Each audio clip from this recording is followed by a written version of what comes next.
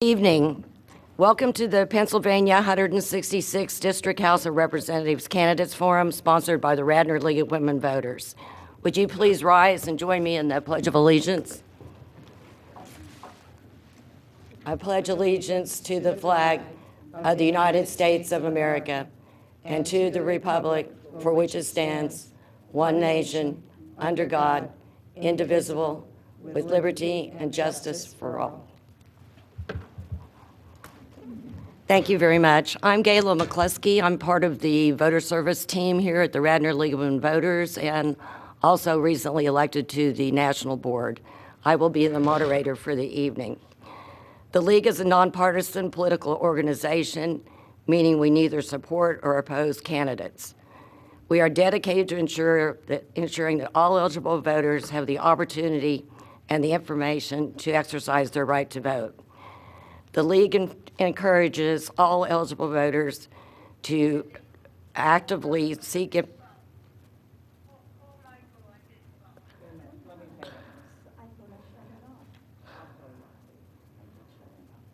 Everybody silence your cell phones, please.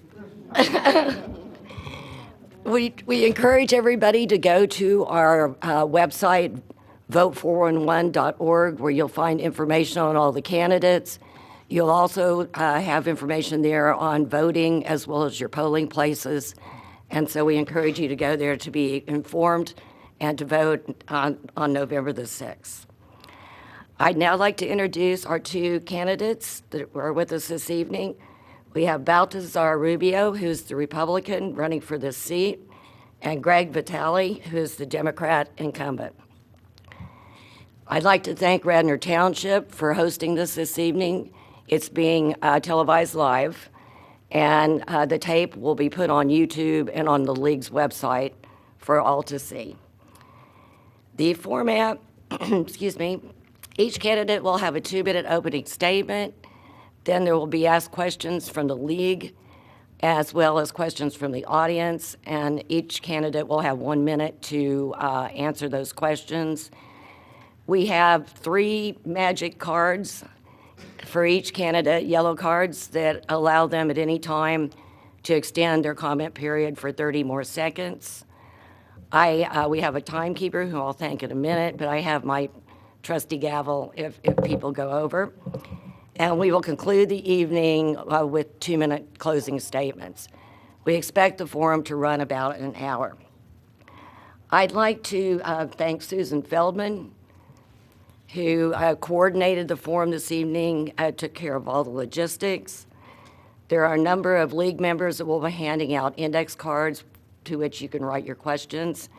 They will be screened by not just 1, but 3 presidents of our local leagues. We have Roberta Winters from Radnor, Lauren Costa from Lower Merion, and Kathy Youngman from Haverford. And we appreciate their help. I do want to remind everybody that the questions have to be directed to both candidates. Obviously, we will not ask any off-color questions, and so that's one reason why we do the screening. And I would be remiss not to thank Megan Gummel, who is going to be our timekeeper. And with that, I'll give you guys a couple of seconds to get ready, but Mr. Rubio, are you ready to give us your opening statement?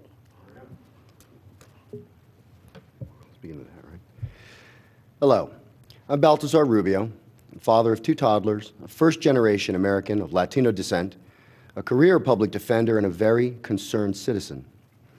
I'm concerned because our present representative is a career politician who showed us his true nature this election season, when he ran for Congress while being accused by his own party of misrepresenting the truth about his dual run for Congress and this seat. It feels he took us for granted. I do not believe that Greg Vitale has represented our district in a meaningful way since he took office in '93. He hasn't authored to passage legislation since his first years in office, to my knowledge. His party's lost faith with him in the 166th, and we suffer as a district. He's been stripped of all his leadership positions by his own party. His 25 years in office has not earned us the benefit of his seniority. Greg Vitale's job performance is avoidable, and it's a bipartisan problem. I believe We need to remove lifetime politicians that do not produce positive results for our district. That is a result of gerrymandering, political partisanship, voter apathy, and plain old lack of transparency. I believe if the voters knew what they were getting for their money, they would be angry. We need to increase transparency for that reason. Now, my campaign began in February of this year, and I thought that it would be driven by a thorough discussion of the issues that affect the constituents of the 166.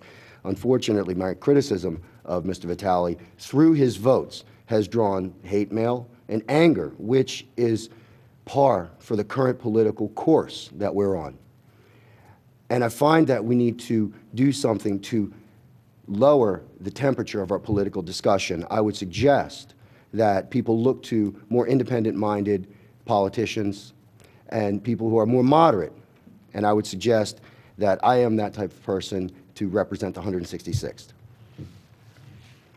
Mr. Vitale? Well, I'm glad we're going to keep things positive tonight.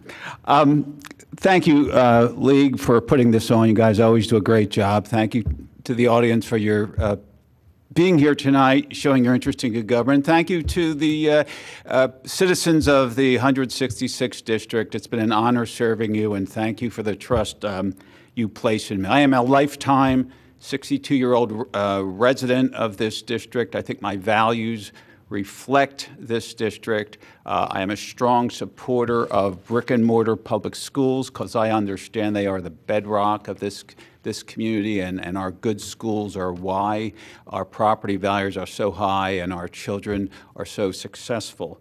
I have a lifetime record of near, if not 100%, on gun control issues, sensible gun policies, which the importance of which is underscored by the tragedy in Pittsburgh this weekend. I am a firm supporter of reproductive rights for women, which I think is the prevailing view in this district. My focus has been on environmental protection, and I will continue to do that. Climate change is the most important long-term threat to this planet, and I am committed towards working towards that. Locally, my district office has helped countless people. We have a reputation for doing a great job because we hire good people and we give them the proper guidance. My constituents know who I am because I keep them informed. I visit every home and I talk individually to people. We send them quarterly newsletters. We do a monthly cable show. We do numerous email blasts a week that let people know that I'm thinking of them, I'm keeping them informed, and I hope to continue representing this district because I think it's a great district with great people. Thank you both. And now we'll proceed with some questions, and we'll start with you, Mr. Vitale. In your view, how does Pennsylvania rank as a place to work and do business? What specific plans do you have for bringing better paying jobs to your district? I think, well, I mean, it's a good question considering we are about at the lowest unemployment rate in this in quite a long time. I think that you know, as an economics major, I have some appreciation of the district. I think we talked about the value of good public schools as helping the community. With regard to infrastructure, also very important. We passed some very key legislation that really funded both public transportation and mass transportation. And roads and bridges, and that's why you see so much construction in this community. I think education, infrastructure, all these things are very important in really creating the community we have, and that's why things, frankly, are very good right now. Thank you, Mr. Rubio. Thank you for the question. My focus has been on small business development and generation. I myself am a small businessman. Aside from being a public defender, I have a small law practice that I work. It's a boutique practice, but my wife's also a small businesswoman, so was my father. If you look down Darby, if you look in Ardmore, if you look around the community, what you see are a lot of converted houses. You see a lot of small businesses. We have brand new shops that are setting up inside of these small businesses. We have to figure out a way through through taxes and working with taxes, possibly even lowering the PIT to encourage small businesses to grow. My concern has never been mega business, and this is not the community for that. We have just a few box stores, a few large businesses here. However, specifically in Haverford Township, there's not this focus on mega business generation. I have no interest in focusing on large corporate tax breaks or corporate welfare. That's actually damaging Pennsylvania and is damaging to our district. Thank you. The next question will begin with Mr. Rubio. Many voters say that access to quality health care is a top issue for them in this election. What specific steps would you take to increase and streamline access to health care in Pennsylvania? That's a fantastic question. Let me begin by saying that I am a walking, talking, pre-existing condition. I suffered a motorcycle accident in 2012 that took off my left leg, nearly took off the arm, 17 days after my wedding. And but for the grace of God and Delaware County's health care plan, I was brought back to the person you see here today. We need to make sure, and I would work to ensure, that the type of health care that I received is accessible to all the residents. Now, we have a mix of private plans and Medicaid. We should not even begin considering cuts in Medicaid or qualifications to Medicaid. Impediments to things like Medicaid would damage the least among us, and that's anti-progressive. It's just wrong for our district. So all my focus would be on, and every thought that I would have about it would concern trying to get the same health care that helped me survive to everybody else. Thank you, Mr. Vitale. Yeah, I support accessible, affordable health care for all. I view it predominantly as a federal rather than a state issue. It's not an issue that we have legislated on in the past number of years. I support generally strengthening the Affordable Care Act and ultimately support a Medicare for all type federal health policy.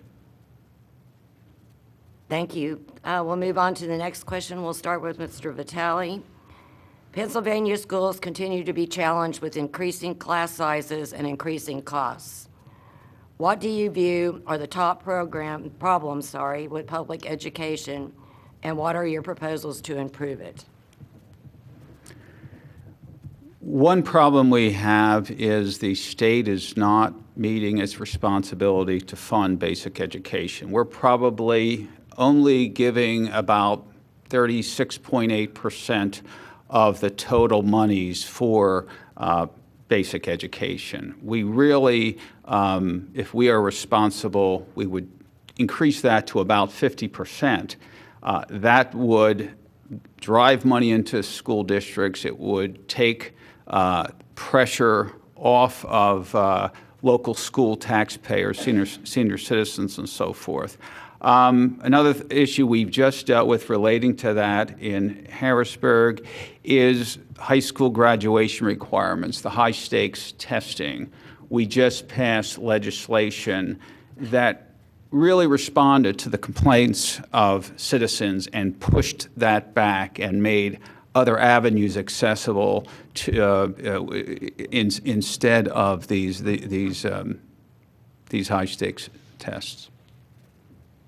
Mr. Rubio? Thank you. As many of you actually already know, I spent several years on the Chester Upland School Board. An issue that's near and dear to my heart would be completing the fair funding formula, and there have been positive votes on that.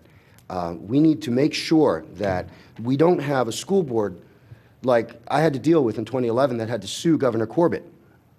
We went there because the funding formula, the sourcing, I mean, we're a very wealthy state, and we need to make sure that it is equitable for all the citizens.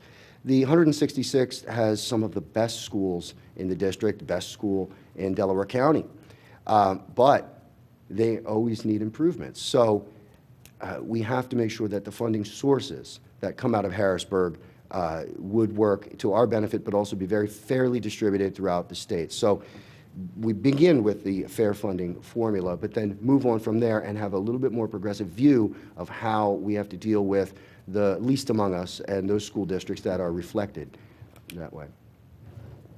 Thank you, and we'll start with you, Mr. Rubio. What is your opinion of... Is that a fire alarm? No. Okay. Excuse me, I'll start over. What is your opinion of Pennsylvania's current process for redistricting? Would you be supportive of an independent commission to redraw the voting district boundaries? If not, what alternatives would you propose? Answer to your question quickly is yes. Very much yes. Absolutely yes. 100%. The 166 is a gerrymandered district. We have to battle back against lifetime politicians. Nobody is entitled to a job for life unless they're entitled to a federal court position. We should not allow for that to happen. And the Citizens Commission is very important because when I looked at the way that they created the composition of it, it's 443, you know, and when you look at the Citizens Commission, they will go ahead and strip right through the politics. We should not let the fox rule the hen house and decide when and where, when and how to open the door. This doesn't make any sense, because when we look at what happens around Pennsylvania and in the Congress, we have lifetime politicians that don't care whether or not politics is nasty or getting more caustic.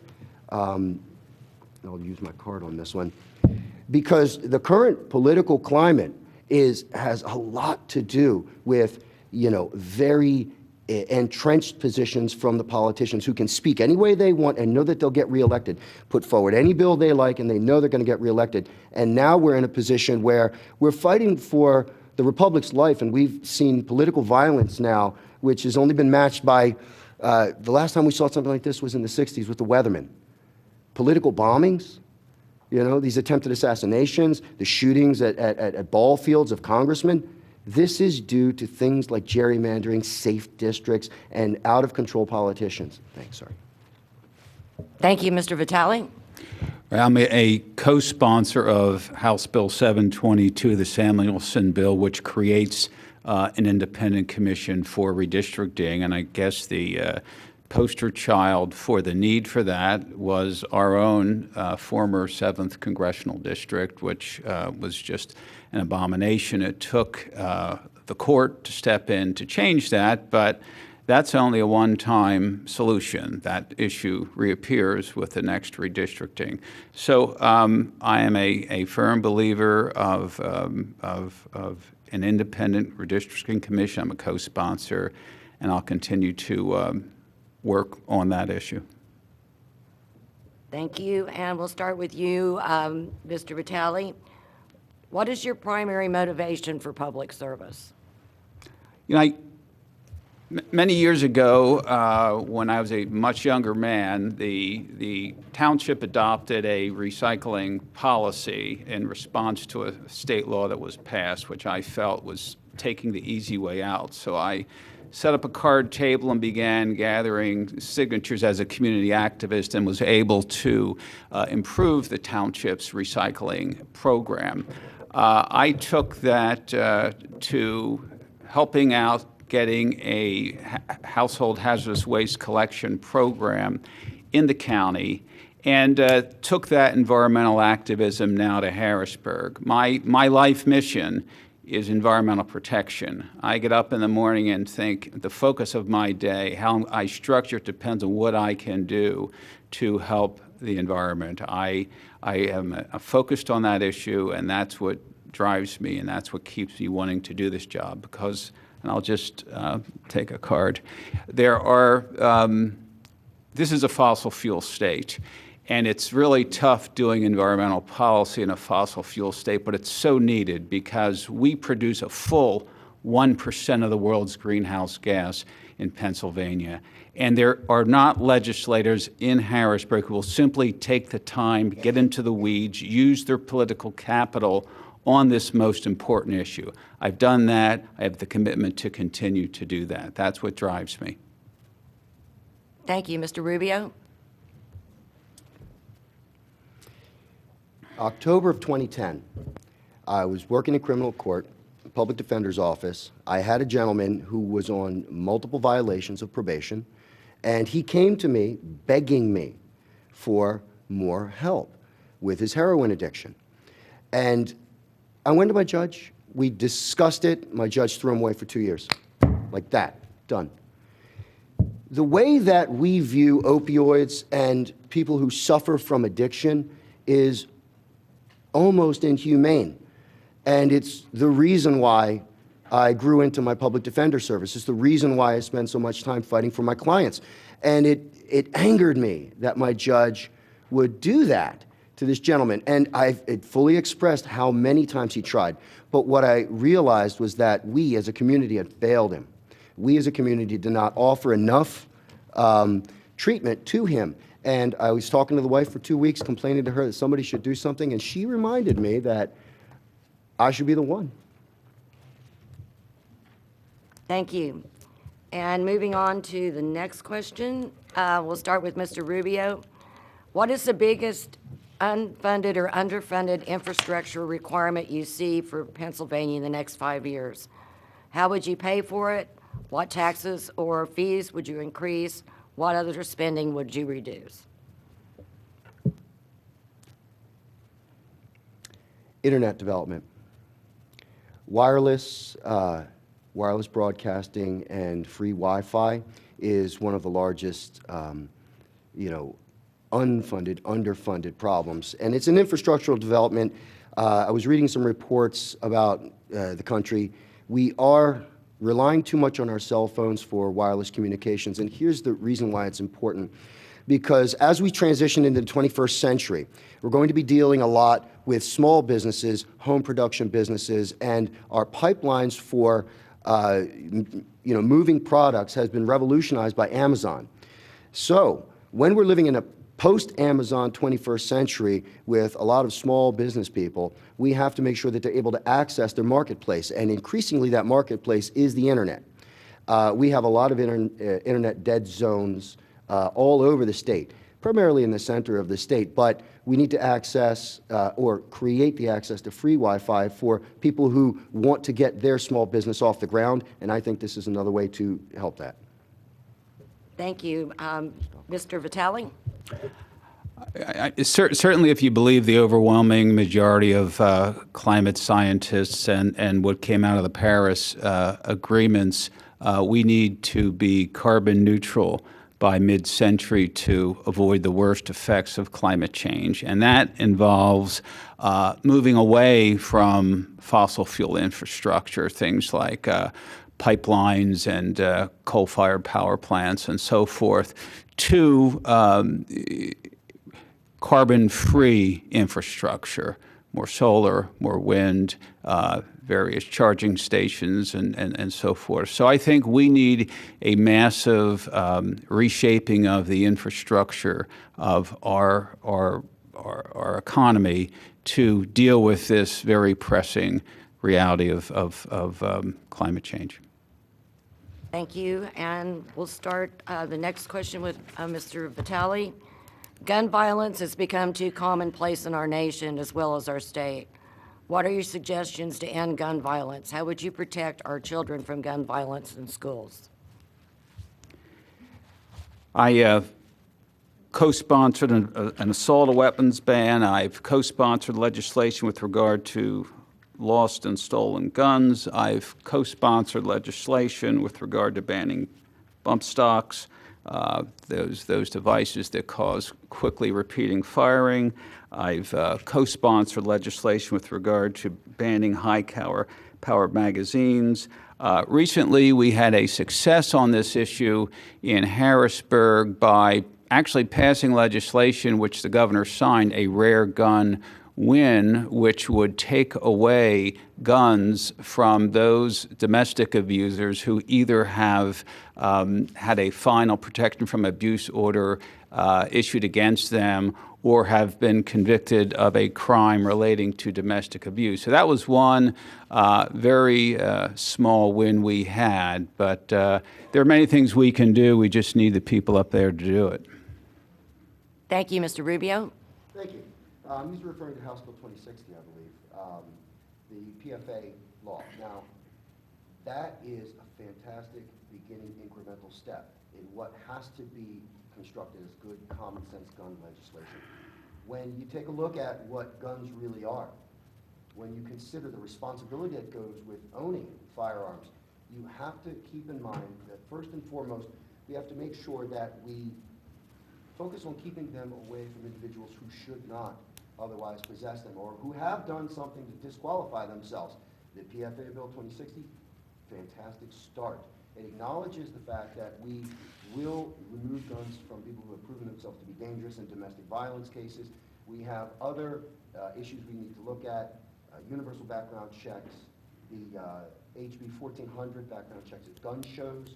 These things are important steps to a common sense gun legislation package that we need to enact. Rubio's mic is on next time. Oh. Thank you. We'll start the next question with Mr. Rubio. The League supports protecting the rights of all voters, citizens to vote, and encourages them to do so. What 3 things would you do to break down the barriers to voting to increase voter participation? Sorry. Well, we don't have the ID law, which is good. I see voting as a constitutional franchise, and it's incredibly important. It's the most important thing anyone in this republic can do. We have to take that very seriously. I was talking to somebody about this a few weeks ago, and we had a discussion as to how people have lost that franchise. And I've known this for years working in the criminal justice arena, and it bothers me to this day that we're actually removing people's rights to votes for any reason. So we need to start investigating more efficient ways to return people's rights to vote who have lost them or ceded them in some fashion. We need to make sure that there's not an ID law, nothing that looks like that. It's unnecessary. To my mind, what we really need to focus on is not who's voting or who we don't want to vote, but the messages we're sending out to people to come out and vote for us, come out and vote for me, come out and vote for anyone.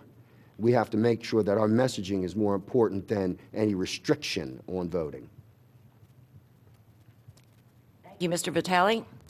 Yeah, I actually, taught a course at Villanova on state and local government, and we covered this topic. And one of the states we talked about was Washington State, which actually votes by mail. And not only did that increase voter participation rates, but it also, there was no fraud detected in that state, and also it was much cheaper to administer elections. I mean, that's certainly a far-reaching proposal, but something that maybe the state should consider. But other things that the League have suggested, things like same-day voter registration, things along those lines, anything that makes it easier to vote, just having voter rolls not purged as quickly, things along those lines. Anything that makes it easier for people to vote should be strongly considered.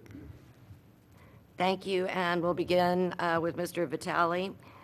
How will you work with the Board of Commissioners in Haverford and Radnor? How will I? Yeah, my door's always open. Kevin McCloskey's here. We talk a lot. I have a good relationship with the boards of both Lower Merion, Radnor, Haverford. They know that they can always call me. I'm asked time to time. We recently had a meeting on the problem we had with the paving on Eagle Road, which I thought went very well and got the desired result we wanted. But my door is always open to commissioners, always supportive when there's a grant or a state grant request, which they want my backing on. So I have a good relationship with the board, and my door is always open. Thank you, Mr. Rubio. Do the same thing I do every day in court. I go to them. I would go to them. I see all the boards of commissioners, I see other elected officials, township officials, as just another line of outreach to the community.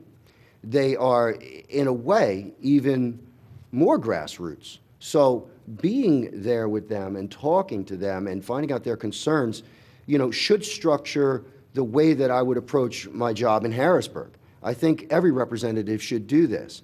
I think they should be there culling as much information from those folks that are out there in the 2nd Ward, the 3rd Ward, 7th Ward, and Radnor's 7th, out there really connecting to the voters on a daily basis, even more so than I could when in Harrisburg.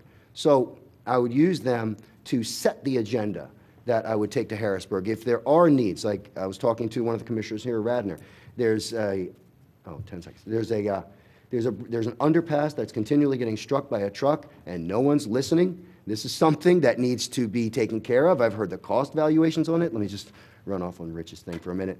The cost valuation on this was in the tens of millions, and we stood there for 30 minutes, and Commissioner Booker was telling me all about it, and I came up with a few ideas just off the top of my head, like what I did when I was in the city of Chester.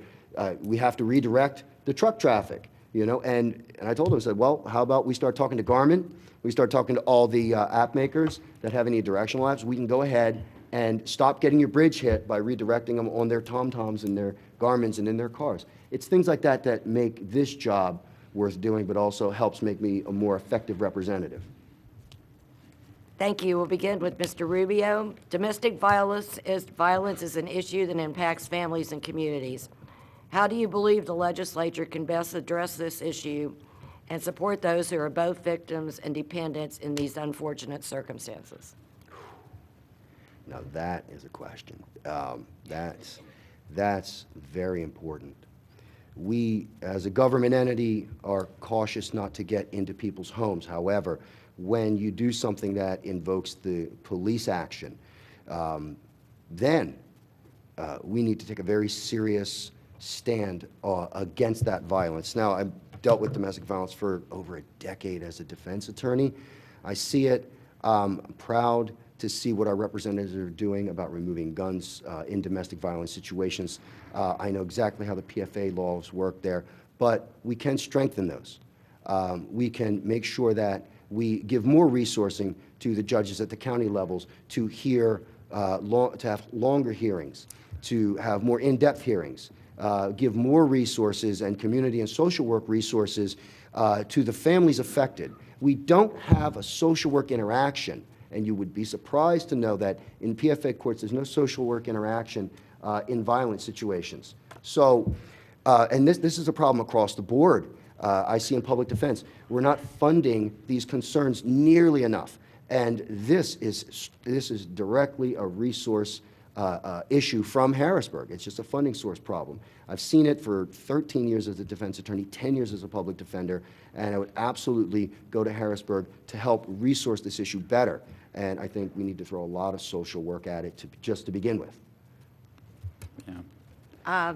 Thank you, Mr. Vitale. Yeah, no, in a former lifetime, I also did domestic relations work, did deal with protection from abuse orders, did deal with these very difficult situations, and understand what women go through when they're in these situations. And I do agree that more resources need to be devoted towards them. Again, not to repeat myself, but I'm very happy we did have that very rare gun win in requiring guns being taken away from people who've had a final protection from abuse order lodged against them. Not only were their guns taken away, but they were put away from, other family members who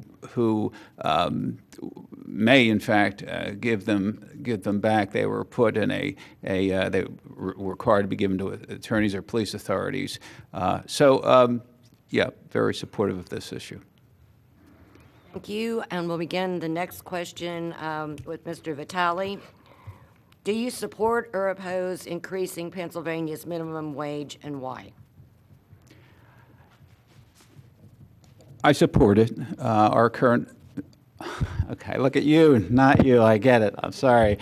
Our current minimum wage is $7.25 an hour, as is the federal minimum wage. It's been at that level since 2009, I think. It is time to increase it. I don't have an exact figure as to what that should be. I'm not going to buy into the talking point, just $15 an hour and forget it, because there are adverse consequences. There are certain subgroups who are advantaged by that. I mean, the problem is when you increase the minimum wage, some employers will choose to automate more. Some employers will choose to reduce hours of people, which hurts poor people. Some employers will outsource jobs to another country. Teenagers are particularly hard hit by that because they're the people who get the minimum wage. So it's a difficult problem, but I do generally support increasing the minimum wage. Thank you, Mr. Rubio. Thank you. The national trend's towards 15.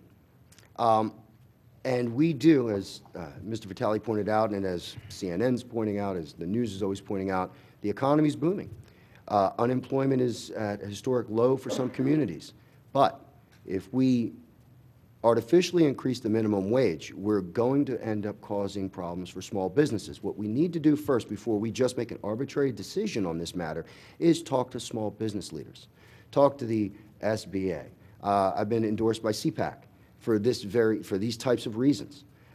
When we take a look at these issues, we need to take into account first the stakeholders. We have to talk to them directly. Now, increasing to $15 wouldn't matter to Pfizer or wouldn't matter to the big multinationals. These billionaire companies could do it tomorrow if they wanted to.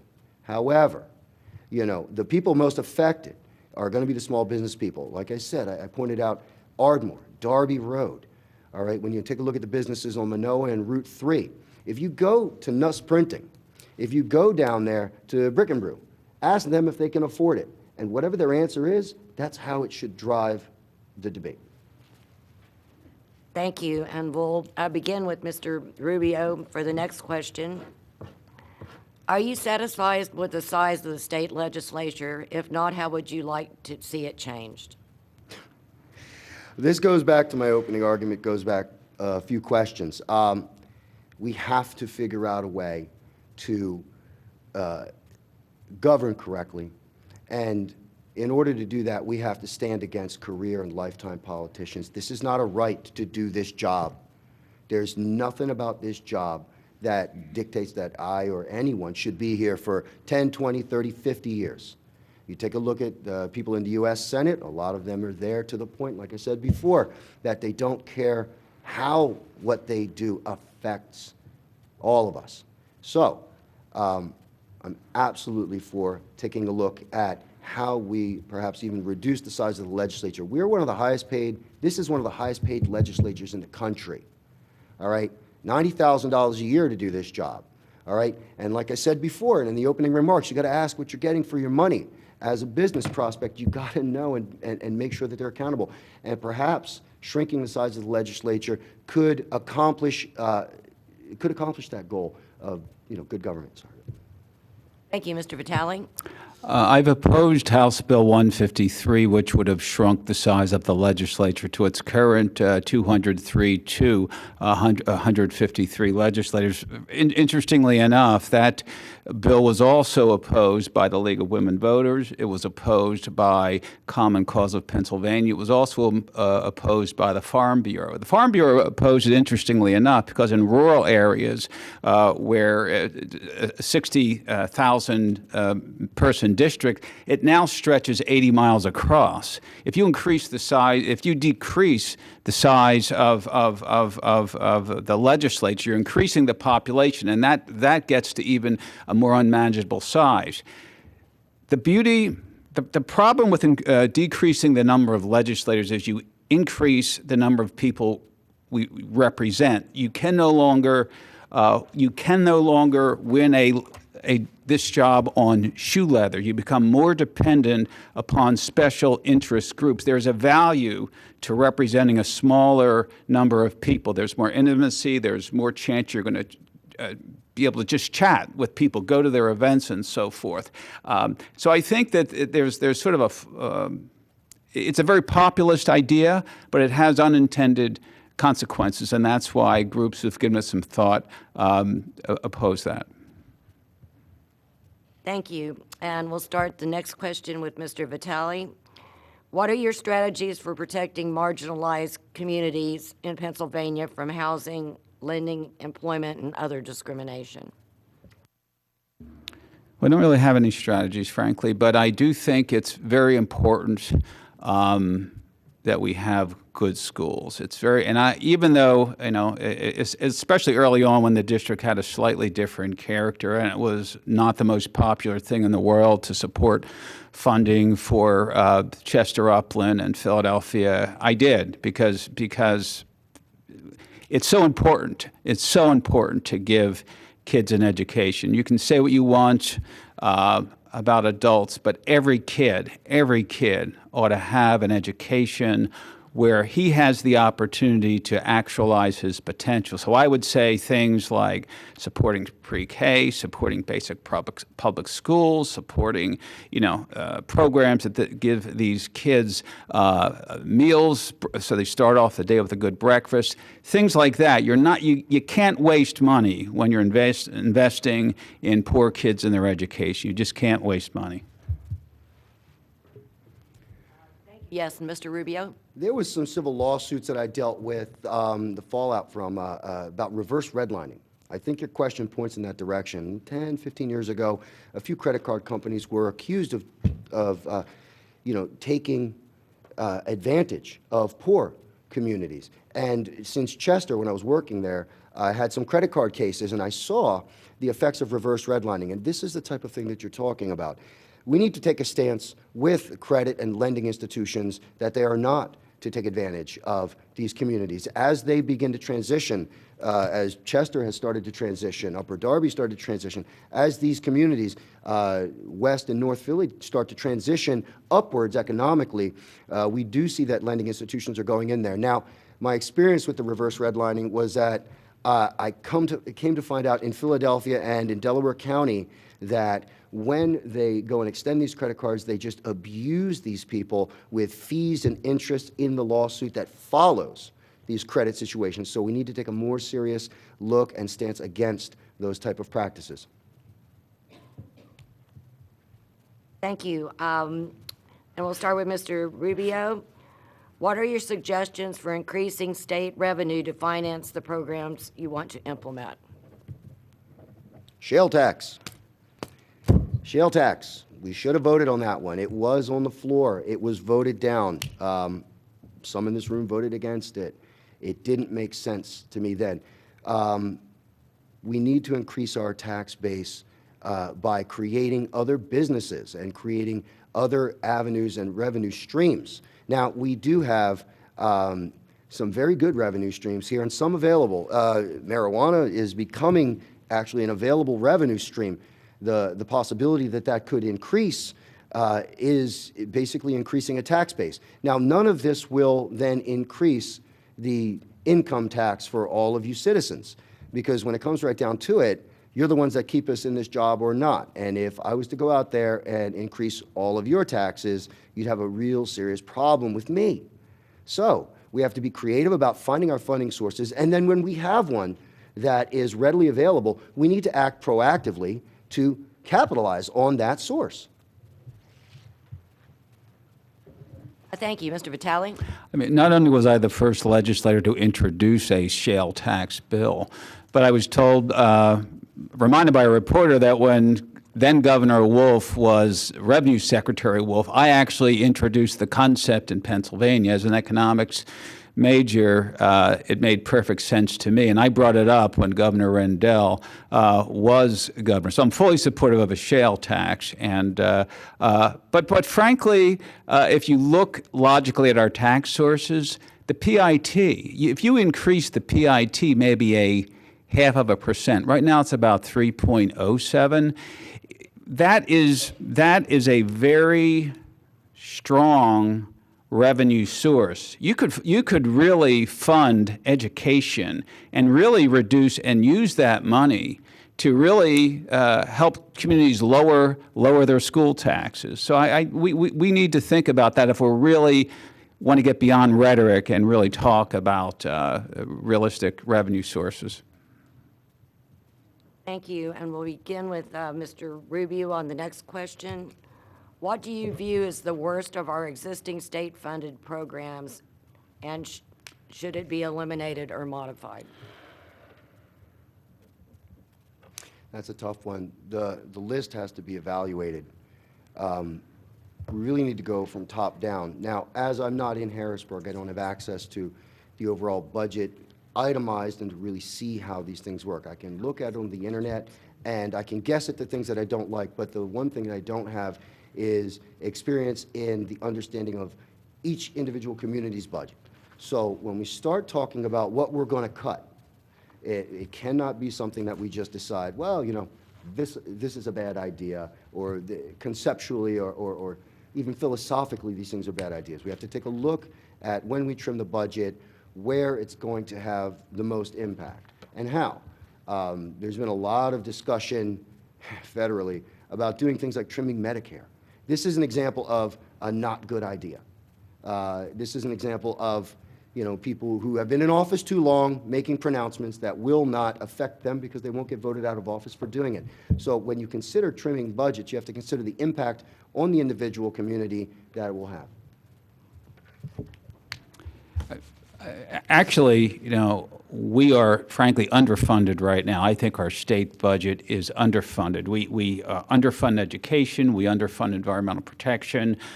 We are not properly doing our job funding what we should be doing right now. We're using sort of smoke and mirrors to keep things going. We're funding what we need to be doing on things like expanding gambling. We just put gambling on the internet, which is a terrible idea. We're selling off state assets. We are borrowing. So I think if you want to really do what this state needs to be doing as far as helping its citizens and protecting the Commonwealth, you need to actually fund state government properly. You need to fund state government at a higher level.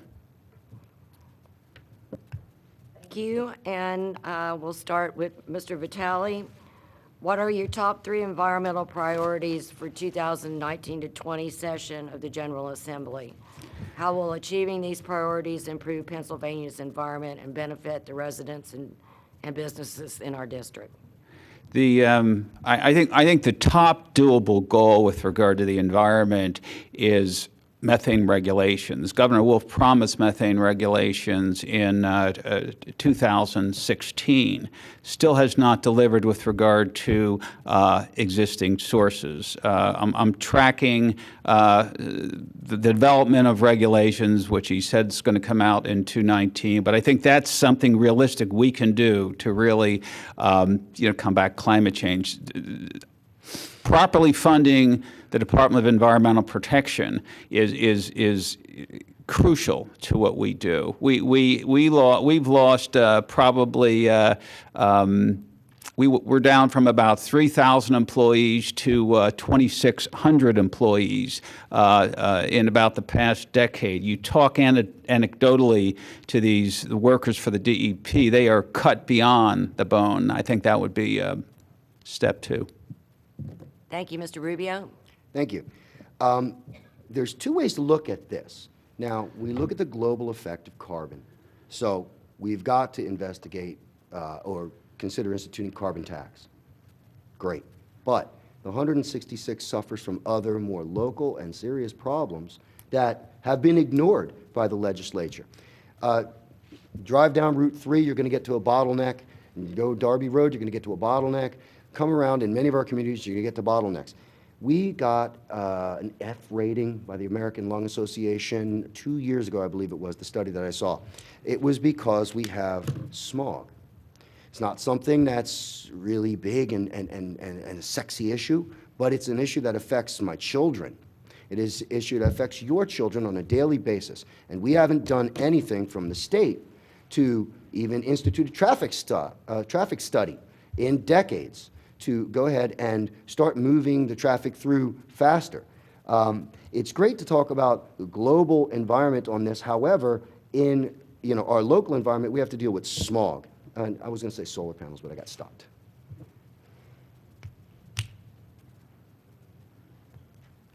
We'll start with Mr. Rubio for the next question. Polls show that people of both parties believe that we need to have campaign finance reform. If elected, what will you do to rein in big money in politics at the state level? Fantastic question from a very small campaign with a very small budget. Absolutely. Transparency is the key to begin with. Campaign finance reform is a problem. We have to legislate away Citizens United. This is a cancer. This bill is terrible. It is also increasing political hate. If we allow big corporate PAC money to go ahead and write commercials that say horrible things like that robocall down in Florida against Gilliam, all right? These are the type of things that we need to legislate against. Getting rid of those PAC monies, somehow reversing the Citizens United decision through local legislation that will cause a transparency and reverse the affect of big party money. This campaign, my campaign, is being run by donors right like in this room, all individuals, small money donors, and that's who I've gone to. I don't have huge PACs behind me, and I didn't even ask for them, didn't run after them, all right? And the reason was because I wanted this thing funded by us, for us. Thank you, Mr. Vitale. Many years ago, I actually was successful in getting a campaign finance bill passed in the House. It was the Gubernatorial Public Financing Act, which was modeled after New Jersey's very successful current law. It died in the Senate, regrettably.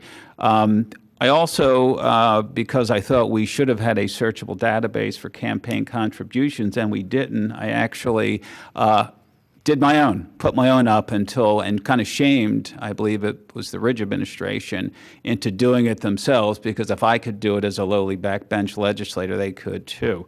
I think that one of the low-hanging fruit here is, even though the Department of State does have a searchable database, which allows reporters and other watchers of government to look at these reports, it needs to be vastly improved, and I think that's something doable that the Wolf administration can do. Thank you, and we'll begin now with Mr. Vitale. What are your ideas for balancing development and economic growth while preserving open space?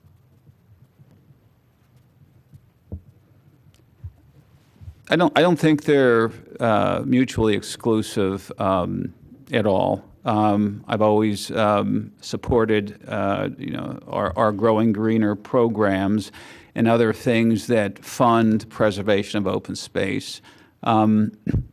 I've been supportive of legislation that would preserve and expand stream buffers, which are essential to stream health.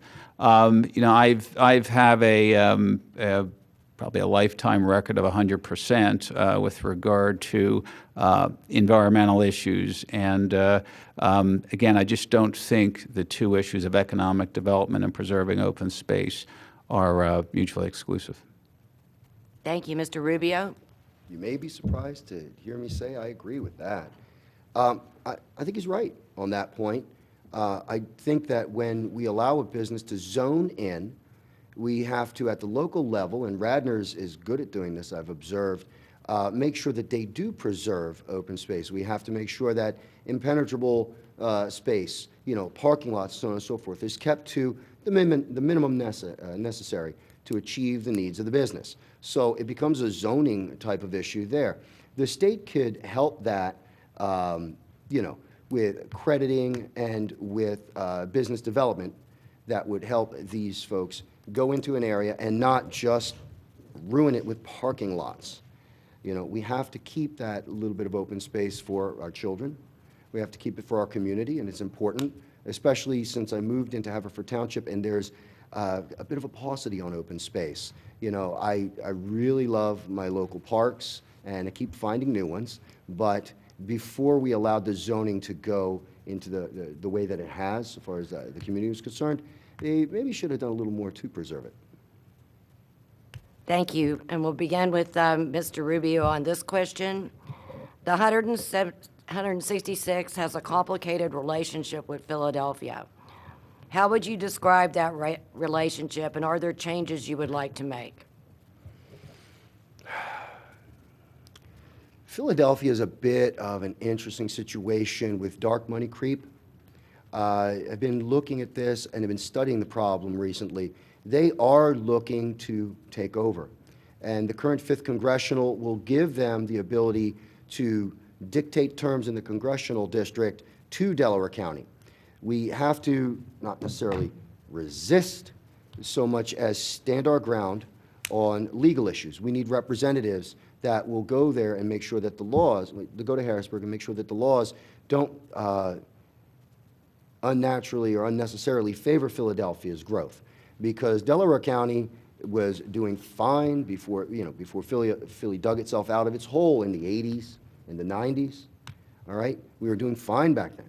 Boeing is still good, and we need to go ahead and concentrate on developing our own businesses in Delaware County and very safely and securely doing it while resisting Philly creep, Philly dark money, and Philadelphia influence, especially because the district is now, or could potentially be, a Philadelphia-controlled district. Thank you. And Mr. Vitale?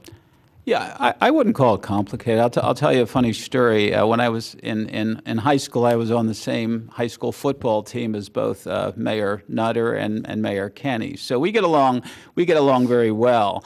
And it's interesting when I knock on doors, I will talk to Haverford Township and Radnor Township residents who actually teach in Philadelphia. They have a very vested interest in wanting the schools to survive. I mean, our health and Philadelphia's health, we rise and fall together. So I think we need to act as partners, and I think it's I root for Philly. I vote for Philly's economic health. I vote for mass transit for Philly because, we all do better when Philadelphia is a great city and we enjoy its benefits. Yeah. Thank you. And as we promised the candidates, we would go about an hour, and so we're ready for our closing statements. We'll start with Mr. Vitale. We'll give you the opportunity to prepare and start when you're ready. Okay, can I take like 15 minutes and prepare? Because I haven't done that yet. Be right back. Listen, again, thanks to the league. You guys do a great job. I always participate in your debates because it's an obligation and a privilege to do it. And thank you for your interest in state government. Thanks to the audience at home who are watching, and thanks to the residents. This job has been the honor of my lifetime, and I do not take it for granted after 26 years. I am out in the I was out this weekend, and I'll be out on November 7th visiting people. I don't take this job for granted at all. I have a very defined role in Harrisburg. I'm viewed as a very serious legislator. I'm viewed as someone who reads bills, who catches things in legislation, who's active in floor debate, who catches things that other legislators don't, and who speaks out for things that other legislators don't. I speak truth to power, and that gets me in trouble sometimes. If the governor is doing something that harms the environment, I'll call him on it. If my own leadership wants to pass a set of House rules that's going to give you less access, I'll call him on it, and I'll challenge him on the House floor. Frankly, that's what cost me my environmental job. And I will vote, and I do vote based on good public policy. I don't defensively legislate. And that's why you see all this stuff in this campaign literature. Other legislators vote for it because they're covering their backside, but they know it's not good public policy, but they know they'll lose the soundbite war, just like we have these sound bites going against me. So what I bring to this process is I work hard, I vote on public policy, I will challenge people when they're not doing the right thing, and if you reelect me, people, I will continue to do the same thing. Thank you very much, Mr. Rubio. Thank you. I want to thank the league for having me. I really do appreciate the opportunity to speak here and on Radnor TV. speak to the voters. This is, I've been doing this since February, knocking on doors, onesies and twosies. Since we're a small campaign and not super funded by PACs, it's been very manual. But this is a good vehicle to get out there and talk to the voters. With everything that's been said, I would suggest that you haven't seen a Republican candidate like me probably ever. Latino candidate standing here espousing moderate beliefs completely, because in this day and age, as have been accused, we're doing soundbite campaigns and anger campaigns. We have to get beyond that. But here's the thing. When I exposed these bad votes, and all legislators run on their votes, you have to look at what they do and what they say. For 25 years, we've been getting votes against things like Zachary's Law, tender-year protections this year for children with autism, tender years protection extension to human trafficking and incest. All of these matters have been voted against by my opponent, and you must take that into consideration because we have to know the community we live in. This is a bedroom community of families. This is not North Philly or West Philly. This is not an up-and-coming community. This is not an industrial town. This is a town that's based on families and schools, and we have to vote for that primarily. And when we have votes against Zachary's Law and votes against the SB 261, we're voting against our community. And when I made that aware, I got hate mail on Facebook. I got phone calls where people were calling me up very angrily, telling me what they thought about my infographics, and I even posted something up about that. But the truth of it is, if you're angry with the infographics, you're angry with the content. I didn't generate that content. The person who voted for those bills generated that content. Don't be angry with the messenger. Thank you. Thank you. I sincerely want to thank both of you for joining us this evening. I think it's been a wonderful learning experience to hear how you feel on various subjects. I do encourage everybody, again, to go to Vote 411. You'll see your actual ballot and who you'll be voting for. And obviously, to vote next Tuesday, November the 6th, the polls are open from 7 a.m. to 8 p.m. Thank you and have a lovely evening. Thank you. Yeah.